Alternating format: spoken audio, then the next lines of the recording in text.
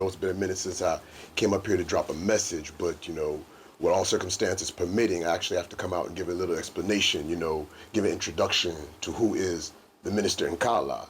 Why sister came into my DM and, she had followed me in a live and she was really interested in actually trying to grasp an understanding of what is my whole concept, why do I call myself minister, what do I represent? Because I'd actually started dropping in the live that me, when people look at me, they always see me decked out looking Islamic, and they assume that this brother is, Muslim in the context of Mohammedan Islam. And then I actually had to break it down and really come clear that me specifically, I'm 5%. You might get from the accent, they're like, he speaks English like an American. Yes, I left Africa when I was about 2. Did my preliminary studies to the level of a technical diploma in the United States of America out in Georgia. Before I came back, I met a brother, the wise one, Greg Jackson, who put me into the 5% essentially. And what is the 5% really? That's what I want to share to my African audience, my Abantu audience. When we talk about 5%, we're referring specifically to a teaching that comes from the wise teachings of the Honorable Elijah Muhammad as delivered to him by W.D. Fard. Now, in the 5%, we call ourselves the nation of the gods and earths, right?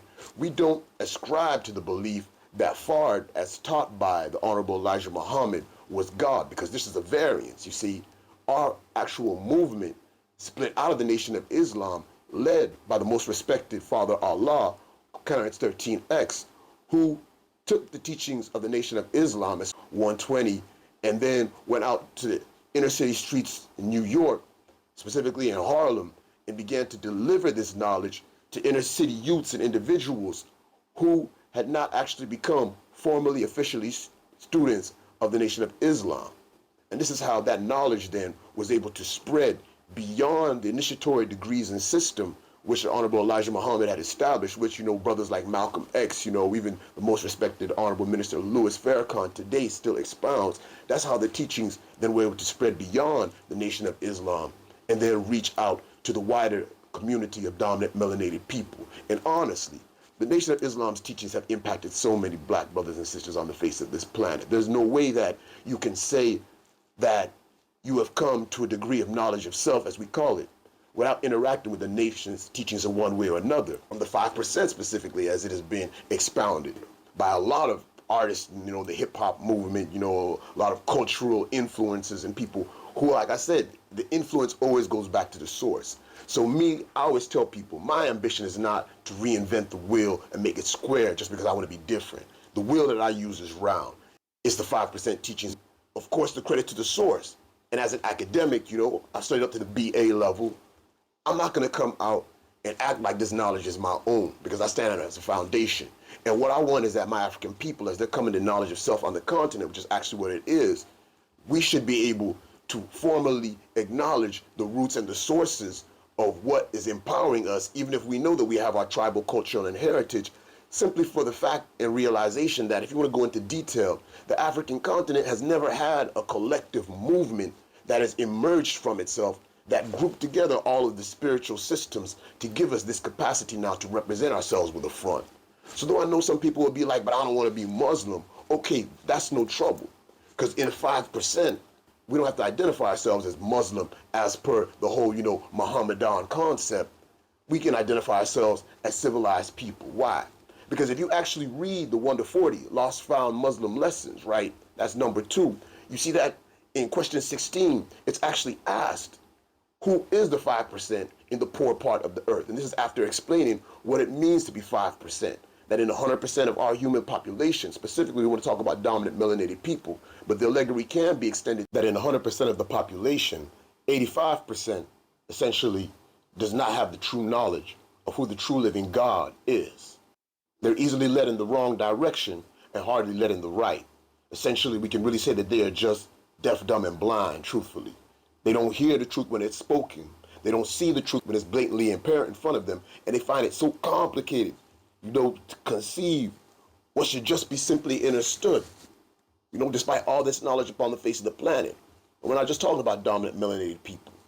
They don't know the truth. Why don't they know the truth? Because the 10% essentially are the bloodsuckers of the poor.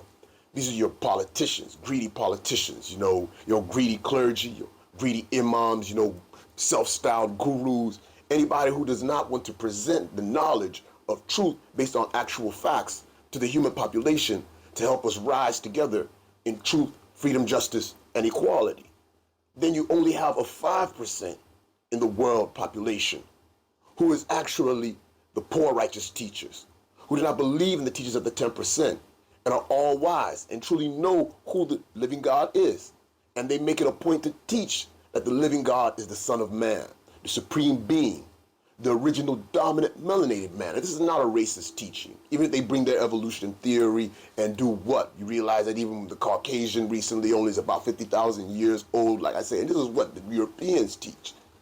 So I said, I'm giving you the actual facts. It's the 5% who stand on the science to teach the truth that the original supreme being is Allah.